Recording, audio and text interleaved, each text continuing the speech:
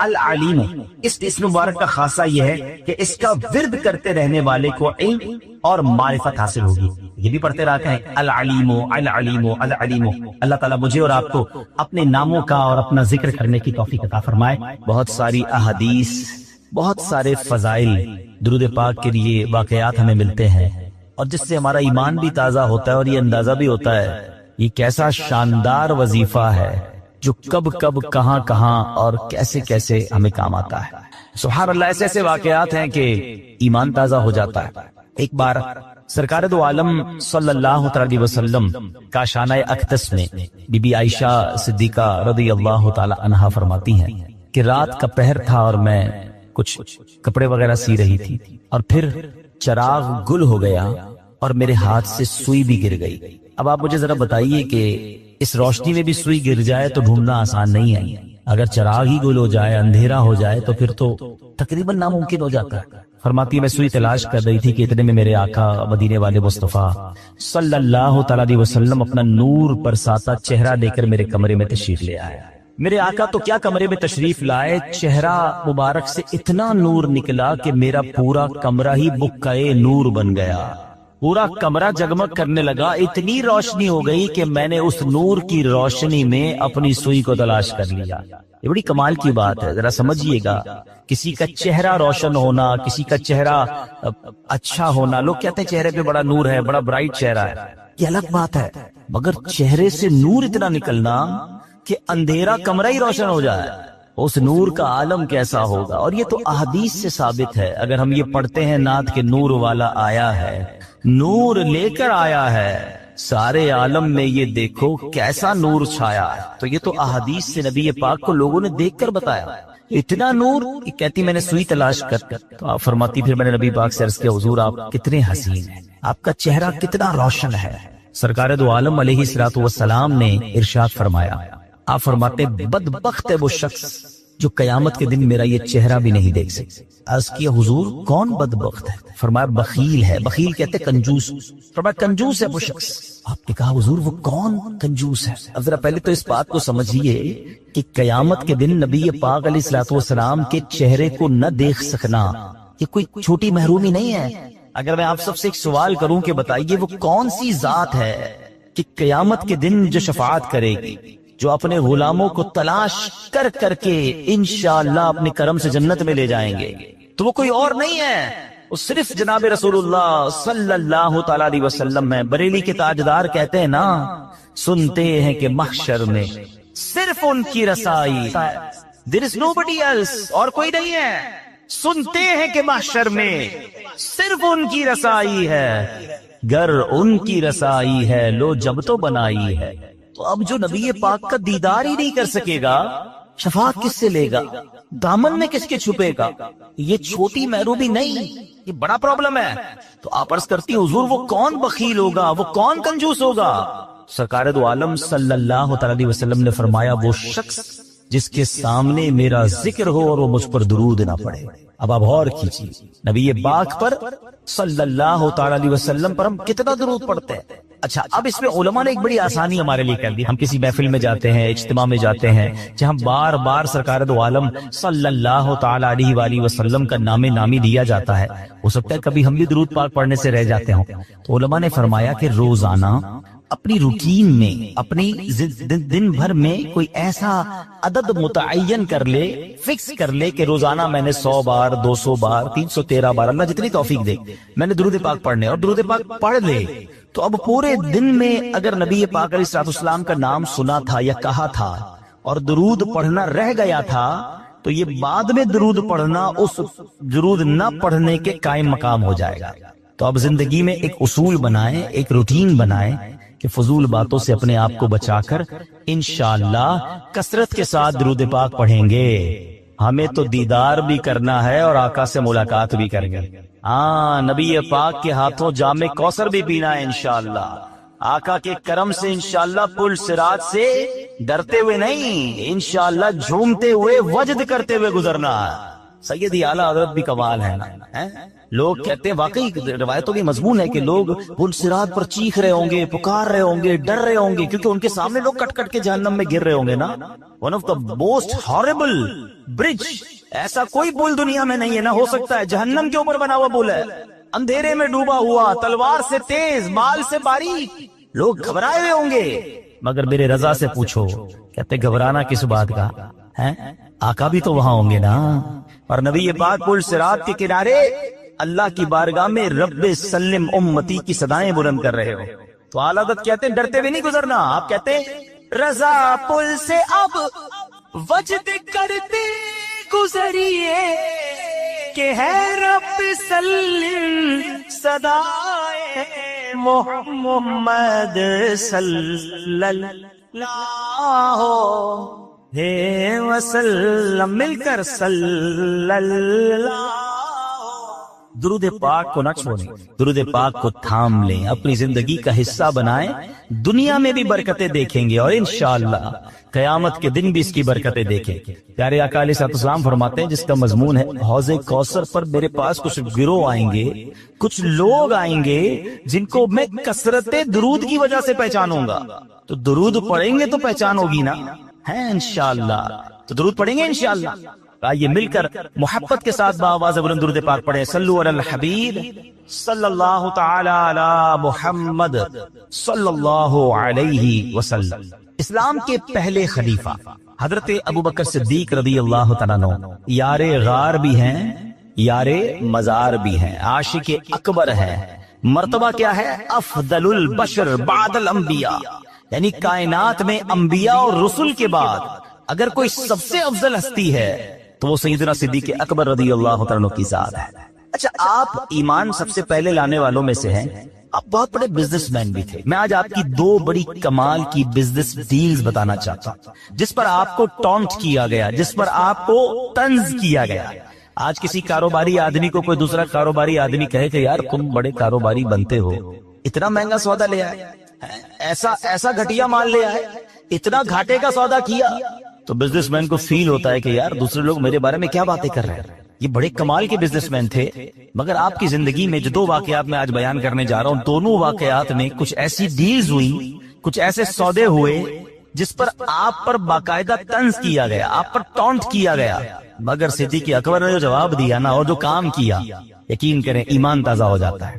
ایک سودا تو آپ نے کیا. وہ کون سا سودا تھا کہ ایک بہت بڑے عاشق رسول، ایسے عاشق رسول جو آج عاشقوں کے امام ہیں، وہ کوئی اور نہیں ہے، ہم سب کی آنکھوں کے تارے حضرت بلال حبشی رضی اللہ عنہ. ایمان قبول کیا. اب حبشہ کہاں ہے پہلے یہ پتا ہونا چاہیے. حبشہ ایتھوپیا کو کہتے ہیں. آج کے دور میں ایتھوپیا جو ہے وہ حبشہ تھا پہلے. ٹھیک. اب حبشہ، اچھا یہ بھی شاید بہت ساروں کو نہیں پتا کہ مکہ پاک کے بعد سب سے پہلے جہاں اسلام پہنچانا وہ حبشہ ہے. پچھلے دنوں مجھے ایتھوپیا جانے کا موقع ملا تو وہاں کے لوگ بڑے فخر سے ایک جملہ کہتے ہیں کہ ہمارا وطن دار الہجرہ ہے، یہ ہجرت والا ملک ہے، اور مکے کے بعد سب سے پہلے دنیا میں کہیں اسلام پہنچا ہے تو وہ حبشہ میں پہنچا ہے. ہمارے وطن سے حضرت بلال حبشی تھے. ہمارا وہ وطن ہے جہاں عثمان غنی رضی اللہ تعالیٰ ہجرت کر کے تشریف لائے تھے، اور وہ عظیم نجاشی بادشاہ جنہوں نے یہ واقعہ پڑھا ہوگا وہ بھی وہاں پر حبشہ میں تھے. تو بہرحال اب وہ حضرت بلال مکے نبی پاک کی غلامی اختیار کی، کلمہ پڑھ لیا. اب آپ چونکہ غلام تھے، اس زمانے میں غلام آقا کے قبضے میں ہوا کرتا تھا. ان کا آقا تھا امیہ. اچھا امیہ بڑا ظالم شخص تھا. وہ حضرت بلال حبشی کو بہت مارتا تھا کہ اللہ کا انکار کر دو، اسلام کا انکار کر دو. حضرت بلال حبشی جو ہے وہ منع کرتے تھے کہ میں رب کا انکار نہیں کر سکتا. وہ بہت مارتا. جو مکے مدینے گئے ہیں انہیں پتا ہے کہ جب گرمی شریف اور عروج پر ہوتی ہے تو گرمی کا عالم کیا ہوتا ہے. تو مکے کی گرمی میں تپتے ریگستان میں حضرت بلال کو وہ لٹاتا تھا، سینے پہ پتھر رکھتا تھا ریگستان کے اندر، اور کہتا تھا کہو اللہ ایک نہیں، یا اللہ کا انکار کرو، آپ اللہ احد اللہ احد اللہ ایک ہے کے نعرے بلند کرتے. اب پیارے آقا جب ایک دو بار وہاں سے گزرے، دیکھا کہ حضرت بلال پر بڑا ظلم ہو رہا ہے، آپ کی آنکھیں بھیگ آئیں گی، آپ کو بڑا افسوس ہوا. بڑی محبت کرتے تھے حضرت بلال سے، مگر وہ ظالم آقا تھا اس کا. تو حضرت ابوبکر صدیق رضی اللہ تعالیٰ جب یہ دیکھا کہ نبی پاک بلال سے محبت بڑی کرتے ہیں اور یہ بندہ جو ہے قبضے میں ہے امیہ کے اور وہ اس کے آقا ہیں، تو آپ پہنچ گئے اس کے آقا کے پاس، امیہ کے پاس. جا کر کہا اے امیہ، اس حبشی غلام کو مجھے دے دو، کتنے میں دو گے؟ تو اب میں آپ کو مثال کے ذریعے سمجھاتا ہوں ہمارے آج کل کے دور سے. مثال کے طور پہ اس زمانے میں مارکیٹ ریٹ 5,000 روپے تھا. اس زمانے کی کرنسی درہم و دینار تھی. میں سمجھانے کے لیے کہہ رہا ہوں 5,000 ریٹ تھا. اس نے کہا میں 10,000 میں دوں گا. آپ نے کہا مجھے ڈیل منظور ہے, مجھے 10,000 میں دے دو. کہتا نہیں اب 15,000 میں دوں. کہا مجھے 15,000 میں منظور ہے. کہا 20,000 میں دوں گا.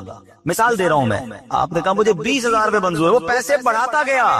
حضرت ابوبکر صدیق اوکے کرتے گئے. آخر کار ایک اماؤنٹ طے ہو گئی. امیہ نے پیسے لیے, حضرت بلال حضرت ابوبکر کے حوالے کیے. پھر امیہ پتہ کیا کہتا ہے, اے ابوبکر تمہارے تو کاروبار کے بڑے چرچے ہیں, تمہاری عقل کے بڑے چرچے ہیں, میں نے سنا ہے تم بڑی اچھی ڈیل کرتے ہو, بڑے اچھے کاروباری آدمی ہو, یہ حبشی غلام کو اتنا مہنگا خرید لیا, تمہیں کاروبار نہیں آتا, یہ کیسی ڈیل کی ہے؟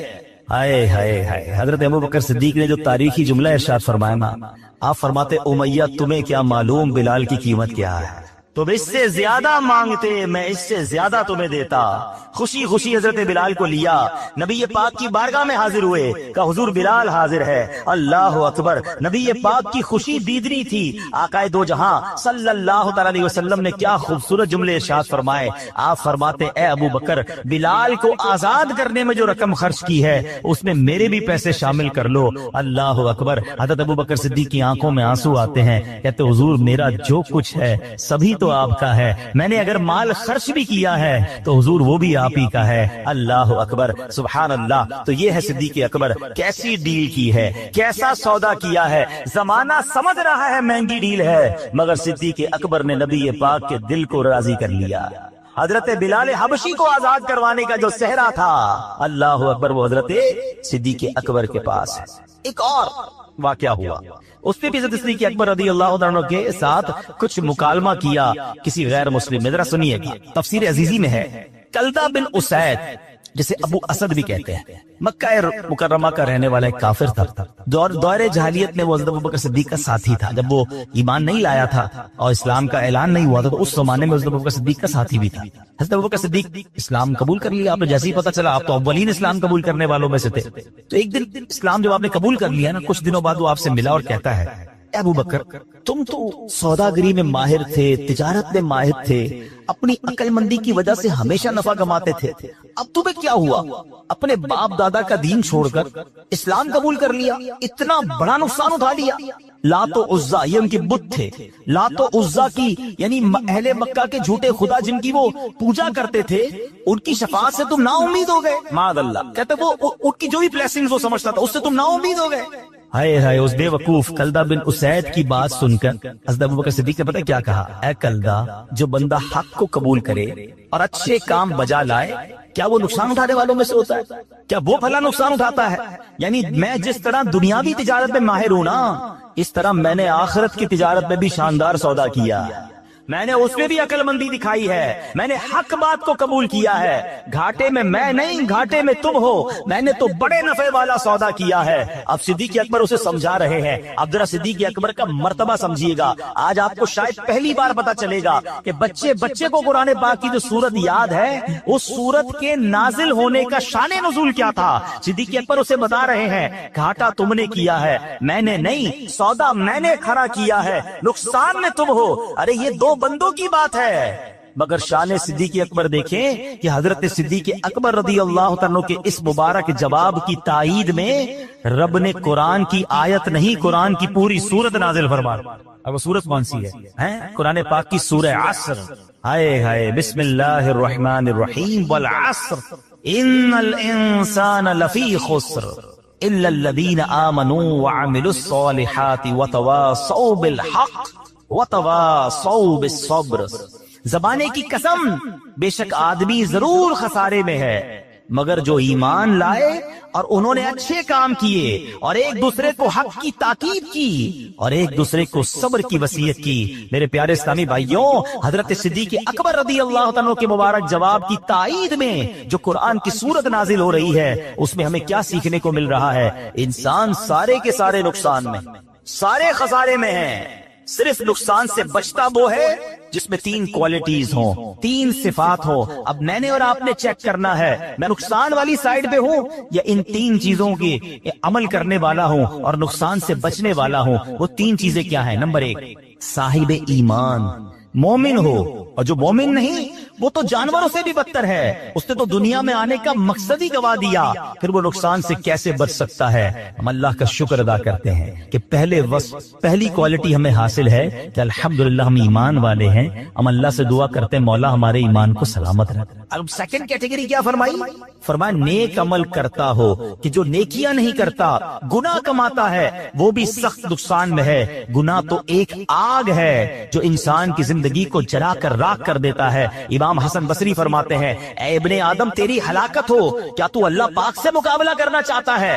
ہاں جس نے اللہ پاک کی نافرمانی کی گویا اس نے اللہ پاک سے جنگ کی۔ تو پتہ چلا ایمان والا ہو، نیک اعمال کرنے والا ہو۔ اب یہ چیک کرنا ہے مجھے اور آپ کو، ہم نیکیاں کرنے والے یہ گناہ کرنے والے ہیں۔ تیسرے نمبر پر فرمایا حق بات کی اور صبر کی وصیت کرنے والا ہو، جو خود بھلے نیک بن جائے مگر دوسروں کو نیکی کی دعوت نہ دیتا ہو، دوسروں کو برائی سے منع نہ کرتا ہو، وہ بھی نقصان میں ہے۔ عین ممکن ہے کہ جب گناہگار عذاب میں گرفتار ہو تو یہ بھی پکڑ میں آ جائے۔ تو اب یہ بات سمجھنی ہے کہ ایمان والا نقصان میں نہیں، نیکیاں کرنے والا یہ نقصان سے بچ جائے گا، اور دوسروں کو بھی نیکی کی دعوت دے، دوسروں کو بھی اچھی باتیں بتائے، یہ نقصان سے بچنے والا ہے۔ ہمیں چیک کرنا ہے یہ تینوں اوصاف ہمارے اندر ہیں کہ نہیں۔ قرآن کریم کی ایک مختصر سورت ہے، یہ مبارک سورت والعصر مکہ مکرمہ میں نازل ہوئی۔ اس پہ صرف ایک رکوع ہے، 3 آیتیں ہیں، 14 الفاظ ہیں اور 68 حروف ہیں۔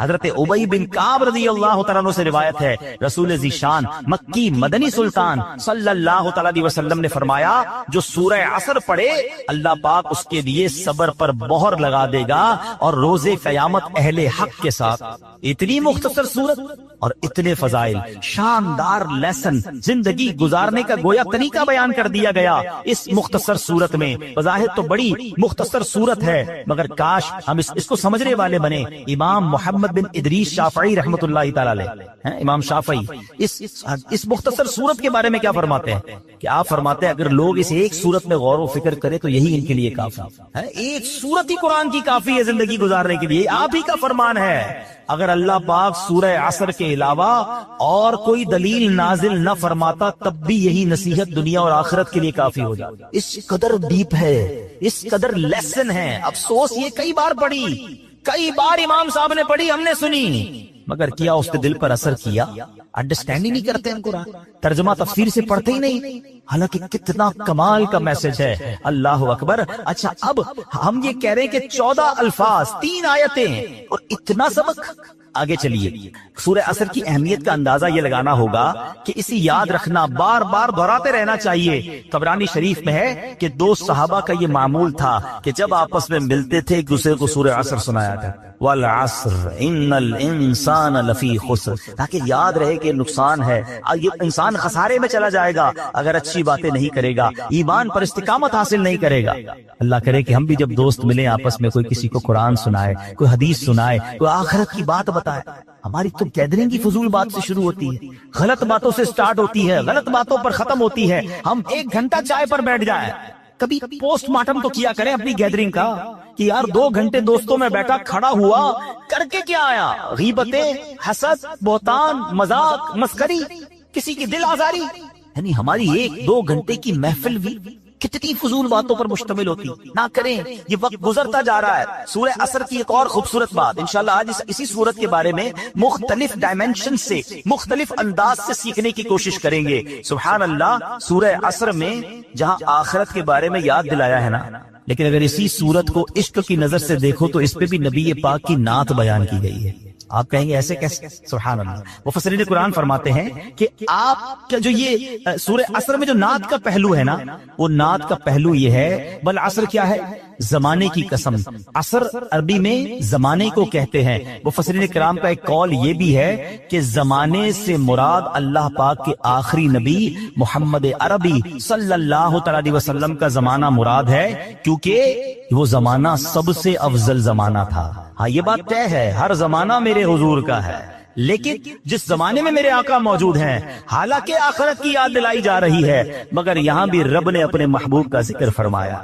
کہ میرے محبوب کے زمانے کی قسم. کون سے زمانے کی بات کی ہے؟ جس میں پیارے آقا علیہ الصلوۃ والسلام تشریف فرما ہے. سیدی اعلی حضرت کیا خوبصورت بات فرماتے ہیں، کہتے ہیں وہ خدا نے ہے مرتبہ تجھ کو دیا، وہ خدا نے ہے مرتبہ تجھ کو دیا، نہ کسی کو ملے نہ کسی کو ملا، کہ کلام مجید نے کھائی شہا تیرے شہر و کلام و بقا کی قسم. اللہ اکبر. قرآن جا بجا حبیب پاک علیہ الصلوۃ والسلام کی قسم ارشاد فرماتا ہے. اپنے نبی کا ذکر میرے رب نے قرآن میں جا بجا فرمایا تو سبحان اللہ. اب ذرا ایک بات یاد رکھیے، سرکار دو عالم علیہ الصلوۃ والسلام خود فرماتے ہیں خیرکم قرنی ثم الذین یلونہم ثم الذین یلونہم، یعنی سب سے بہتر زمانہ میرا ہے، پھر اس کے بعد جو ملے ہوئے ہیں، پھر اس کے بعد جو ملے ہوئے ہیں، یعنی سب سے افضل زمانہ نبی پاک کا اور صحابہ کا زمانہ ہے، پھر تابعین کا زمانہ ہے، پھر تبع تابعین کا زمانہ ہے. یہ جو 3 قرن کہلاتے ہیں، 3 ادوار کہلاتے ہیں، یہ سب سے افضل دور ہوا کرتے تھے. آج لوگ کہتے ہیں آئیڈیل زمانہ کون سا ہے؟ یہ بات مسلمان کو ماننی بھی ہے اور اس پر یقین رکھنا ہے کہ سب سے افضل اور آئیڈیل اگر کوئی زمانہ تھا تو رسول پاک علیہ الصلوۃ والسلام کا زمانہ تھا. جس وقت خدمت میں ان کی بو بکر و عمر عثمان و علی. سوچو تو صحیح کیسا زمانہ تھا، کیسا دربار تھا. جس وقت تھے خدمت میں ان کی بو بکر و عمر عثمان و علی، اس وقت رسول اکرم کے، اس وقت رسول اکرم کے دربار کا عالم کیا ہوگا، ہر کوئی فدا ہے بن دیکھے دیدار کا. اس سمت علی، اس سمت عمر صدیق ادھر، عثمان ادھر، ان جگمگ جگمگ تاروں میں، جگمگ جگمگ تاروں میں مہتاب کا عالم کیا ہوگا، ہر کوئی فدا ہے دیدار کا. اچھا اب ایک اور تفسیر، والعصر ان الانسان لفی خسر، زمانے کی قسم بے شک آدمی ضرور خسارے میں. امام حسن بصری رحمۃ اللہ تعالی علیہ کا قول ہے کہ یہاں عصر سے مراد وقت عصر ہے. اچھا وقت عصر یہ دن ڈھلنے کا وقت ہوتا ہے، لوگ کام کاج سمیٹتے ہیں، گھر جانے کا ٹائم ہوتا ہے. اللہ اکبر. یعنی زندگی کا وقت تمام ہونے کو ہے. اللہ نے اس وقت کی یاد فرمائی ہے، ہمیں ارشاد فرمایا ہے. کیونکہ جب بندہ سارا دن کام کر کے کچھ کما کر گھر نہ جائے اور بچے کہیں کہ ابو کھانے کو کیا لائے ہو، ہمارے لیے کیا لائے ہیں، اور ہم کہیں کچھ نہیں لائے، تو بندہ جب خالی ہاتھ گھر جاتا ہے نا، شرمندگی کا سامنا ہوتا ہے. تو اللہ اکبر یہ بتایا جا رہا ہے زندگی کی شام ڈھلنے کو ہے، قیامت قریب آنے والی ہے. اے بندے جب تم میری بارگاہ میں آؤ گے اور خالی ہاتھ آؤ گے تو پھر قیامت کے دن کیسی شرمندگی اٹھاؤ گے. اپنی قبر میں اگر خالی ہاتھ جاؤ گے تو وہاں کیسے جواب دے سکو گے. تو ہمیں یاد دلایا گیا ہے کہ عصر کے وقت سے گویا یہ اشارہ دیا گیا ہے کہ اپنی آخرت کی دن ڈھلنے سے پہلے تیاری کر لی جائے. اللہ اکبر سبحان اللہ. ہمارے بزرگان دین جو ہیں کس طرح سبق لیا کرتے تھے، تفسیر کبیر میں ہے. ایک بزرگ فرماتے ہیں کہ میں نے سورہ عصر کی جو دوسری آیت ہے نا، والعصر ان الانسان لفی خسر، بے شک انسان خسارے میں ہے، کہتے میں نے اس آیت کو ایک برف بیچنے والے سے سیکھا. اب دیکھو جن کو سبق لینا ہوتا ہے وہ کہاں سے کون سا میسج لے لیتے ہیں، عبرت کی بات کدھر سے پک کر لیتے ہیں. کہتے ایک برف بیچنے والا بازار میں صدا لگا رہا تھا، وہ برف بیچنے والا کہہ رہا ہے ارحمو من یذوب رأس بالہ، لوگوں اس شخص پر رحم کھاؤ جس کا سرمایہ پگھل رہا ہے. برف بیچنے والا یہ تو کہتا ہے نا جلدی خرید لو ورنہ پگھل جائے گا. کاش بات بڑی گہری ہے، سمجھ جائیں اگر ہم. ایکچولی میری اور آپ کی جو زندگی ہے نا وہ برف ہی کی تو طرح ہے. ہم سب کے ہاتھ میں ایک برف کا بلاک دے دیا گیا ہے. کسی کے ہاتھ میں 50 سال کا ہوگا، کسی کے ہاتھ میں 60 سال کا ہوگا، کسی کے 2-4 دن بچ گئے ہوں گے تو برف ختم ہونے والی ہوگا. ہمیں تو نہیں پتا نا، پگھل رہا. ہر سانس گزر رہی ہے، ہر دن گزر رہا ہے، یہ برف پگھل رہی ہے. مگر مجھے بتائیے جس کی برف پگھل رہی ہو اس کو اس سرمایے کی کتنی فکر ہوتی کہ بیچ دوں کچھ کما لوں، ورنہ یہ پڑے پڑے ہی ختم ہو جائے گا. کاش جو میری اور آپ کی سانسیں ہیں نا ہم سمجھ جائیں کہ ہر گزرتے سانس کے ساتھ، ہر گزرتے دن کے ساتھ ہم قبر کے قریب ہوتے جا رہے ہیں، ہم آخرت کے قریب ہوتے جا رہے ہیں۔ ارے جس کی منزل قریب آ جائے وہ اپنی سواری تیز کرتا ہے۔ امتحان میں کیا ہوتا ہے، اسٹوڈنٹ بیٹھے ہوں گے یا ہم میں سے بہت سارے وہ ہوں گے جنہوں نے اسٹوڈنٹ لائف گزاری ہوگی، جیسے جیسے امتحان کی ڈیٹ قریب آتی ہے ہماری تیاری بڑھتی جاتی ہے، ٹینشن بھی بڑھتی جاتی ہے، بلکہ جس دن صبح امتحان اور رات نیند نہیں آتی کہ صبح امتحان دینا ہے، قبر کا امتحان نہیں دینا، محشر کا امتحان نہیں دینا، اور ہر روز میں اور آپ اس کے قریب ہو رہے ہیں۔ ہو سکتا ہے آج رات یہ امتحان ہو سکتا ہے کل ہو سکتا ہے اگلے ہفتے ہو، کون تیاری کر رہا ہے؟ بلکہ عجیب بات یہ ہے کہ ہر گزرنے والا دن اللہ سے قریب ہونے کی بجائے اکثریت وہ ہے جو اللہ سے دور ہو رہی ہے۔ ہر دن گزر رہا ہے، گناہ بڑھ رہے ہیں، نت نئے حرام کاموں کی طرف قوم جا رہی ہے۔ نہ کریں ایسا، برف پگھل رہی ہے۔ وہ شاعر کہتے ہیں نا، ہو رہی ہے عمر مثل برف کم، ہو رہی ہے عمر مثل برف کم، رفتہ رفتہ چپکے چپکے دم بدم، سانس ہے ایک راہ روئے ملک عدم، سانس ہے ایک راہ روئے ملک عدم، دفعتن ایک روز یہ جائے گا تھم، ایک دن مرنا ہے آخر موت، کر لے جو کرنا ہے آخر موت ہے۔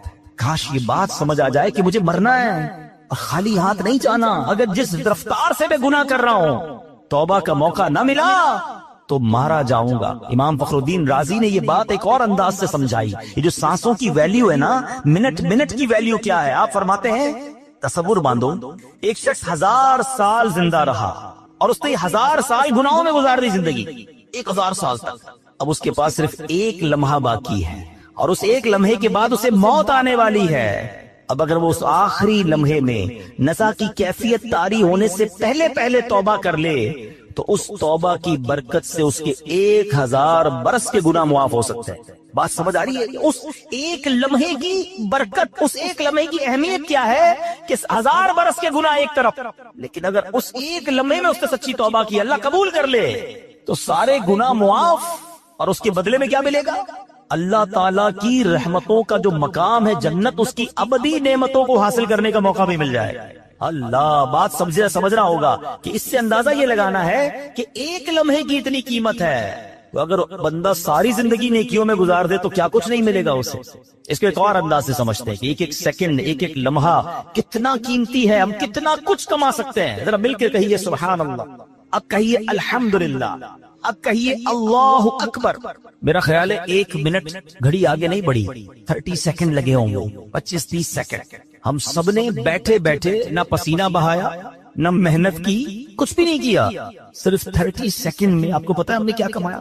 میرے نبی علیہ الصلوۃ والسلام کے سچے وعدے ہیں، احادیث میں مضمون ملتا ہے، جو ایک بار سبحان اللہ کہے اس کے لیے جنت میں درخت لگا دیا جاتا، ایک بار اللہ اکبر کہے جنت میں درخت، ایک بار الحمدللہ کہے جنت میں درخت لگا دیا جاتا۔ بیٹھے بیٹھے اتنا آسان، پھر میں نیکیاں نہ کروں، پھر میں ان لمحات کی قدر نہ کروں، پھر میں گھنٹوں دنوں مہینوں گناہوں میں گزاروں، فضول باتوں میں، فلمیں، ڈرامے، گانے، باجے، سوشل میڈیا، دوستوں کا گپ شپ گزرتا جا رہا۔ نہ کریں ایسا۔ روایتوں میں مضمون ملتا ہے کہ مرنے کے بعد نیک بھی پچھتائے گا، گناہگار بھی پچھتائیں گے۔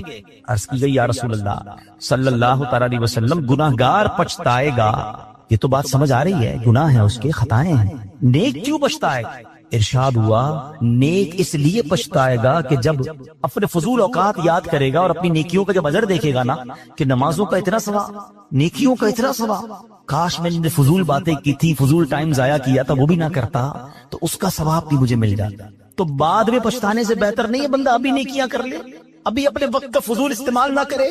قرآن جگہ جگہ جھنجھوڑ رہا ہے۔ ایک جگہ ارشاد ہوتا ہے یا ایھا الانسان انک کادح الی ربک قدحا فملاقی۔ قرآن کہتا ہے اے انسان، بے شک تو اپنے رب کی طرف دوڑنے والا ہے، پھر اس سے ملنے والا ہے۔ تفسیر نور عرفان میں ہے یعنی اے انسان، تیرا ہر سانس تجھے موت سے اور رب کے ملنے سے قریب کر رہا ہو۔ ہم اپنے سفر کی طرف بڑھ رہے ہیں، اپنی منزل کی طرف بڑھ رہے ہیں، مگر کاش یہ احساس بھی تو بن جائے نا کہ جب اللہ کی بارگاہ میں جانے کا وقت آگے کی طرف جا رہا ہوں تو تیاری بھی ساتھ ساتھ کرتا جاؤں، میں زیادہ نیکیاں کماتا جاؤں۔ حضرت رابعہ بصریہ کا ایک واقعہ سنیے گا، یہ بات اور آپ کو ڈیفائن ہو جائے گی کہ جب ہم ادھر ادھر فضول کام کرتے تو کتنا بڑا لاس کرتے ہیں۔ آپ کامل ولیاں ہیں، بہت بڑا نام ہے، یعنی اولیاء کے مقامات میں بھی آپ کا مقام بڑا اونچا ہے۔ ایک رات سحری کا وقت خود فرماتی ہے کہ میں تسبیحات پڑھ رہی اللہ کا ذکر کر رہی تھی، کرتے کرتے میری آنکھ لگ گئی، خواب میں دیکھا کہ ایک ہرا بھرا درخت ہے جو اتنا بڑا اور حسین ہے کہ بیان نہیں کیا جا سکتا، اس پر 3 قسم کے پھل لگے ہوئے ہیں، میں نے دنیا میں ایسے پھل نہیں دیکھے تھے، کچھ پھل سفید تھے، کچھ سرخ تھے، کچھ زرد، اور سب اس درخت میں چاند سورج کی طرح چمک دمک رہے تھے۔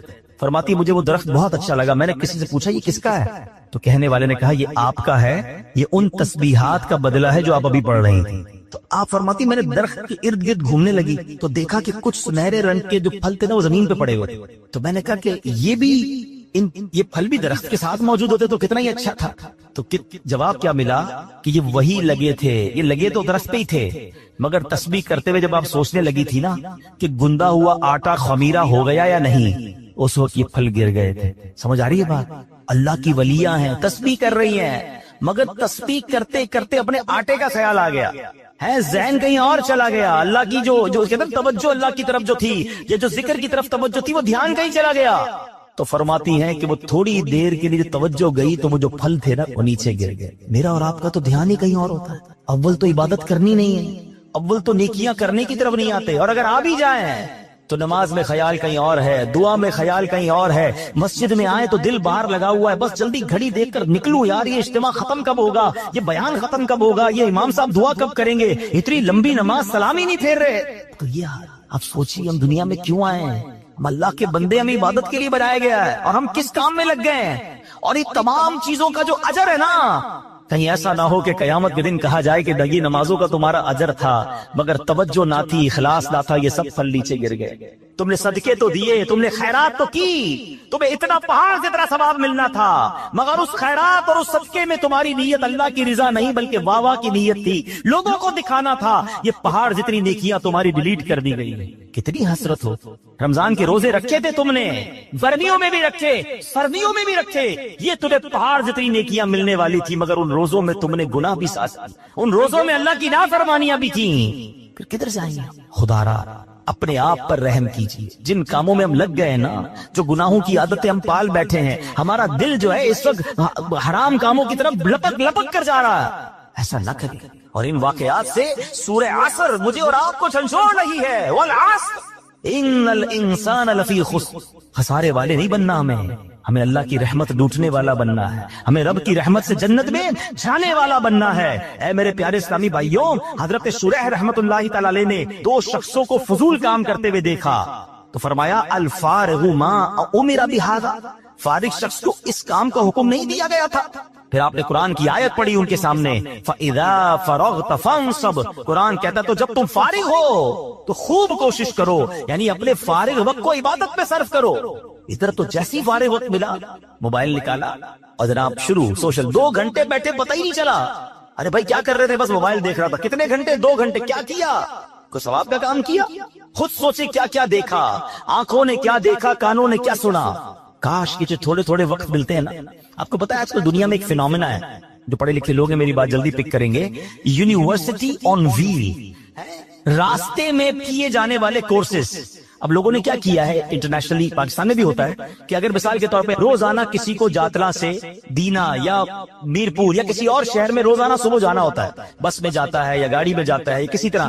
اب لوگوں نے کیا کیا انٹرنیشنلی کہ جب وہ ٹریول کرتے ہیں نا تو اس ٹریول ٹائم میں کچھ پڑھنا شروع کر دیتے ہیں، جاتے ہوئے بھی پڑھ رہے، واپسی میں پڑھ رہے، تاکہ وہ آدھا گھنٹہ جو ٹریولنگ میں ہے، اگر ایسی جگہ بیٹھے ٹرین ہے، بس ہے، کہ کچھ پڑھا جا سکتا ہے، سنا جا سکتا ہے، تو وہ سنتے ہیں اس آدھا گھنٹہ 1 گھنٹہ، تاکہ اس وقت کو ضائع نہ ہونے دیں، اور اگلے 4-6 مہینے سال میں کوئی پورا ڈپلوما کر لیتے ہیں، کوئی الگ کورس کر لیتے ہیں۔ الحمدللہ آپ کی میری دعوت اسلامی نے ہمارے لیے بڑے کام آسان کر دیے ہیں، پورے قرآن پاک کی تلاوت، پورے قرآن پاک کا ترجمہ، پورے قرآن پاک کی تفسیر صراط الجنان آڈیو میں جاری کر دی ہے۔ آپ فارغ ہے گاڑی میں، آپ ٹریول کر رہے ہیں، کان سے لگائیے اپنے موبائل فون کو۔ کئی لوگ جناب ہیڈ فون لگا کر گانے سن کے سفر پورے کرتے ہیں، آپ تلاوت سن کر، ترجمہ سن کر، تفسیر سن کر، آپ کہتے ہیں روز 1 بیان آدھے گھنٹے کا سن لوں، ایک فرض علوم سیکھ لوں۔ آپ جو کرنا چاہتے ہیں انٹرنیٹ پر الحمدللہ دعوت اسلامی والوں نے وہ ڈال دیا ہے۔ پہلے ذہن تو بنے کہ جناب اس وقت کو استعمال کرنا ہے، مجھے بہت کچھ نہیں آتا جو میں سیکھ سکتا ہوں، بہت پہلے کی بات ہے، ہمارے ایک جاننے والے تھے،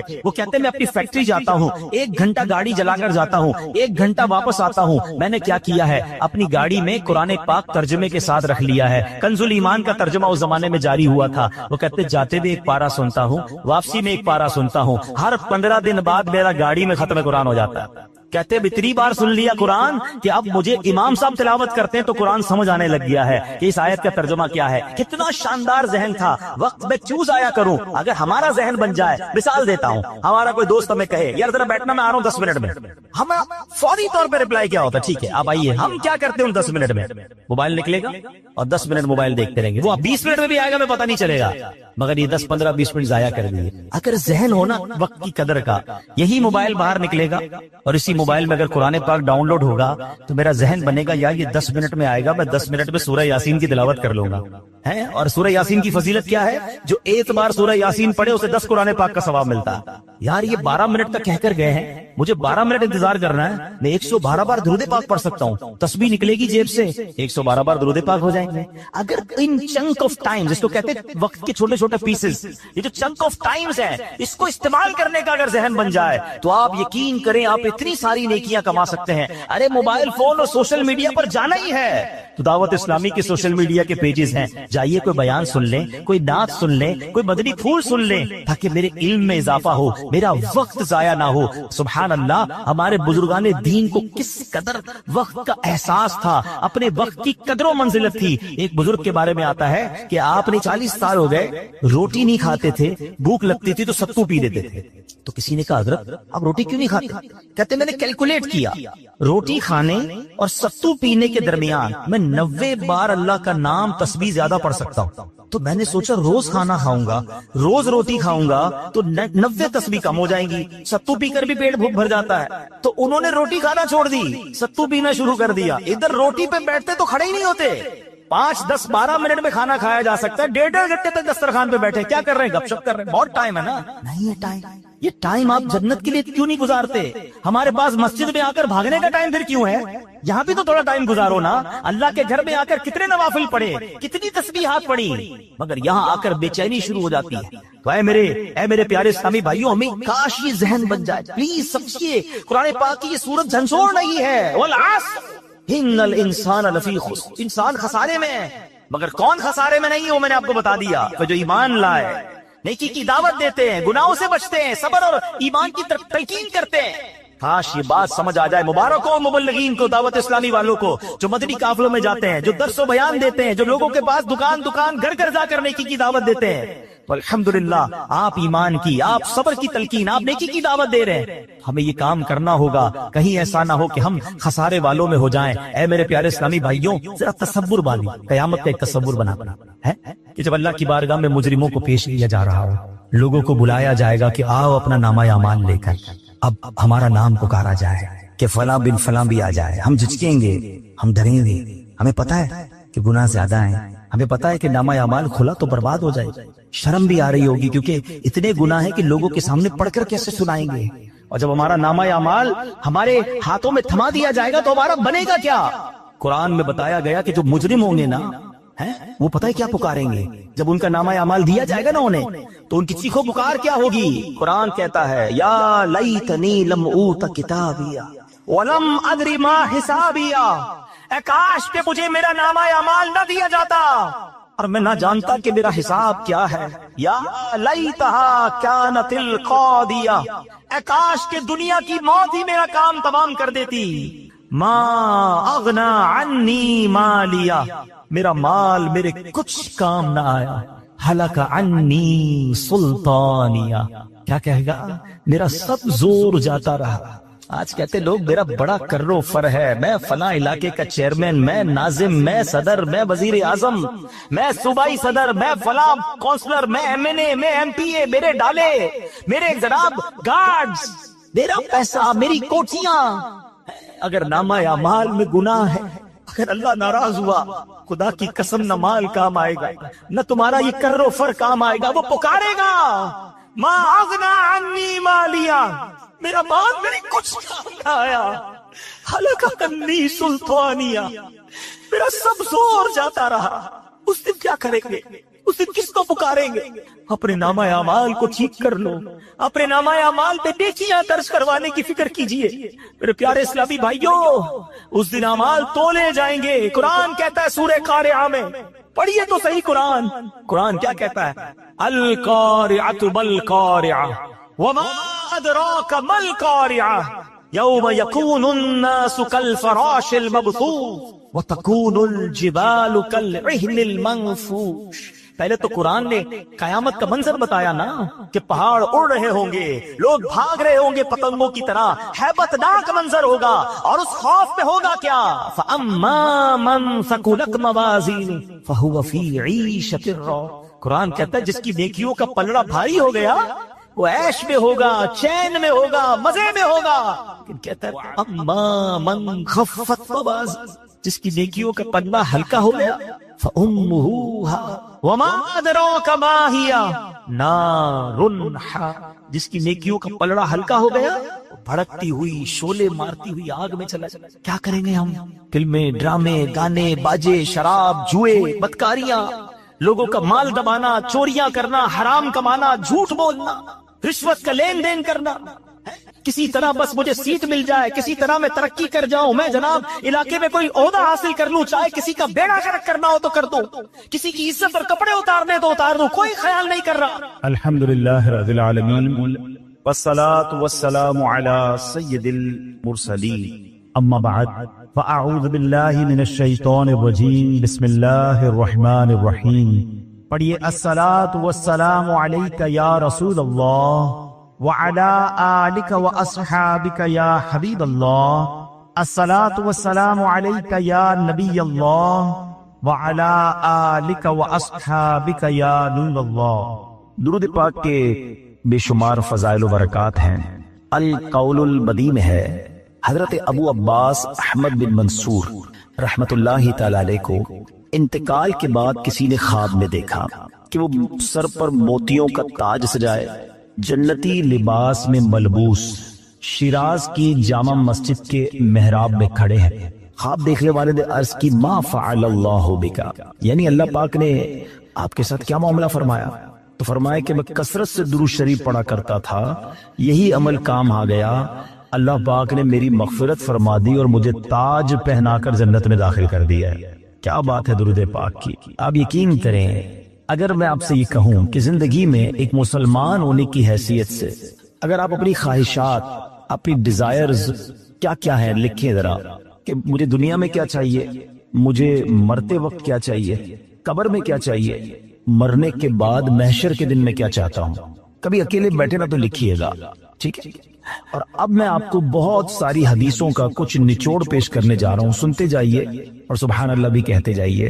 اگر آپ روزی میں برکت چاہتے ہیں تو درود پاک پڑھیے، اگر آپ بیماری سے شفا چاہتے ہیں تو درود پاک پڑھیے، اگر آپ ذلت و رسوائی سے بچنا چاہتے ہیں تو درود پاک پڑھیے، اگر آپ عزت میں اضافہ چاہتے ہیں تو درود پاک پڑھیے، آپ مصیبتوں اور پریشانیوں سے بچنا چاہتے ہیں تو درود پاک پڑھیے، مرتے وقت کلمہ پڑھنا چاہتے ہیں تو درود پاک پڑھیے، مرتے وقت آقا کا دیدار کرنا چاہتے ہیں تو درود پاک پڑھیے، آپ یہ چاہتے ہیں کہ آقا اپنے مبارک ہاتھوں سے قبر میں اتارے تو درود پاک پڑھیے، اپنی قبر کو نور مصطفیٰ سے جگمگانا چاہتے ہیں تو درود پاک پڑھیے، قیامت کے دن نبی پاک کے پرچم تلے اٹھنا چاہتے ہیں تو درود پاک پڑھیے، آقا کے ہاتھوں جام کوثر پینا چاہتے ہیں تو درود پاک پڑھیے، اور سنیے آقا کے ساتھ جنت میں جانا چاہتے ہیں تو درود پاک پڑھیے، مدینے جانا چاہتے ہیں، بار بار جانا چاہتے ہیں تو درود پاک پڑھیے، اور زندگی میں دیدار مصطفیٰ کرنا چاہتے ہیں تو درود پاک پڑھیے۔ کچھ باقی رہ گیا ہے؟ اللہ اکبر یا رسول اللہ، مجھے بتائیے اور کچھ باقی رہ گیا ہے؟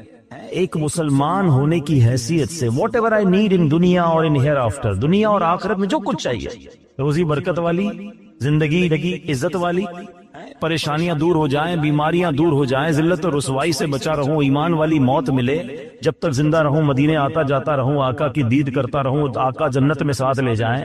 اب کچھ باقی بچتا ہے؟ اب یقین کریں میں نے اپنی طرف سے نہیں بتایا، یہ جن کا کچھ مطالعہ ہے تو ان کو یاد آ رہا ہوگا کہ اس ہر جملے کے پیچھے کوئی نہ کوئی ایک روایت یا کوئی نہ کوئی حدیث موجود ہے، یعنی یہ سارے علماء دنیا کے، قبر کے، حشر کے، یہ سارے انعامات نبی پاک نے درود پاک کی فضیلت میں بیان فرما دی ہیں۔ یہ ایسے ہی شاعر نے نہیں کہا کہ ہر درد کی دوا ہے، صلی علی محمد، تعویذ ہر بلا ہے، صلی علی محمد صلی اللہ علیہ وسلم۔ پھر کیوں نہیں پڑھتے؟ یعنی اتنے سارے مسئلے حل ہو جائیں ایک ہی وظیفے سے۔ لوگ پوچھتے رہتے ہیں کوئی وظیفہ بتا دیں، روزی میں برکت کا بتا دیں، پریشانی دور ہو جائے بتا دیں، مدینے کا کوئی وظیفہ بتا دیں۔ تو یہ سارے وظیفے درود پاک میں چھپے ہوئے ہیں، پکڑ لو نا درود پاک، پھر دیکھیں اس کی کیسی برکتیں آپ زندگی میں دیکھیں گے۔ آپ کا چہرہ شاش بشاش ہو جائے گا، آپ کی طبیعت فریش ہو جائے گی، آپ کو مزے کو مزہ آ جائے گا۔ بس درود پاک کی کثرت پڑھتے رہا کرے، پڑھتے رہا کرے، انشاءاللہ برکتیں ہی برکتیں۔ میں بھی نیت کروں، آپ بھی نیت کریں۔ ایک اور خوبصورت بات بتاؤں، جو بڑی خوبصورت آیت ہے، میں سمجھتا ہوں شاید دنیا بھر کے عاشقان رسول کو یہ کم از کم آیت تو سب کو یاد ہوگی۔ کون سی آیت؟ ان اللہ وملائکتہ یصلون علی النبی یا ایھا الذین آمنوا صلوا علیہ وسلموا تسلیما۔ مل کر درود پاک، اللہم صل علی سیدنا ومولانا محمد طب القلوب ودوائها وعافیت الابدان وشفائها ونور الابصار وضیائها وعلى آلہ وصحبہ وبارک وسلم۔ اب یہ جو آیت درود ہے نا، شعبان کے مہینے میں نازل ہوئی ہے، تو چلو نیت کر لیں انشاءاللہ اب سے روزانہ کثرت سے درود پاک پڑھیں گے انشاءاللہ۔ آئیے مل کر محبت کے ساتھ ایک بار پھر درود پاک، صلو علی الحبیب صلی اللہ تعالی علی محمد صلی اللہ علیہ وسلم۔ مشہور صحابی حضرت ابو ہریرہ رضی اللہ تعالیٰ عنہ فرماتے ہیں کہ ایک مرتبہ میں رسول اکرم نور مجسم صلی اللہ تعالی علیہ وآلہ وسلم کی ابتدا میں نماز عشاء پڑھ کر واپس جا رہا تھا۔ میں نے دیکھا کہ ایک عورت اپنے آپ کو